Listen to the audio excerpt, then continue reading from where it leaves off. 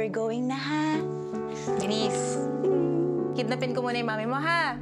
I love you. I love you, ate.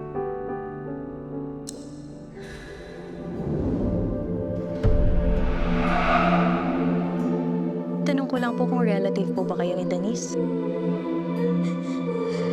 Tita niya ako. Bali, kapatid ko po yung mami niya, si Dayan. I want scrambled eggs. Kailangan ko eggs dito eh. Where's my ID? ID? Bakit may ID ka ba? We noticed po na madalas nalilate si Denise. Ako, pasensya na po hindi ko kasi alam eh. Tsaka freelancer kasi ako. Ay! Na, ano ba? Belia Bruja? Yung nanay, yung belyang bruha na yon, pinagtabuyan ba naman ako? Gusto ko sanang sabihin sa'yo na ako ang lola ni Denise. O, hindi dapat. Sa inyo napunta si Denise, hindi sa akin. Ang labo naman ni Ate Dayan. Denise, she's going to stay with you today, okay? Are you gonna be my new babysitter? Ay, oo. What? What po? What po?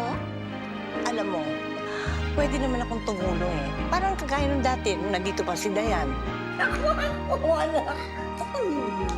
Sino yung bata?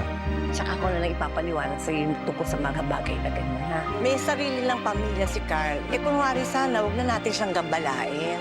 Why is the house empty? Because I don't have a family anymore. Wow! Parang hindi naman nato fair para sa akin yun.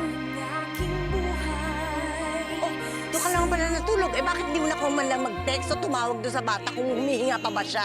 Para saan? Joey, hindi ganyan ang pagiging magulang. Alam mo ba yon? Uunahin mo muna yung bata bago sarili mo. Bakit nag-responsibilidad ko siya tapos kayo? Hihiramin niyo si Denise? Tapos ano, susuhanin niyo sa akin para ako na yung may problema ulit. Tasan yung anak mo? Ha? Bakit ako lahat yung may problema? Pagod na ako. Nakakapagod na to. Ang daya naman!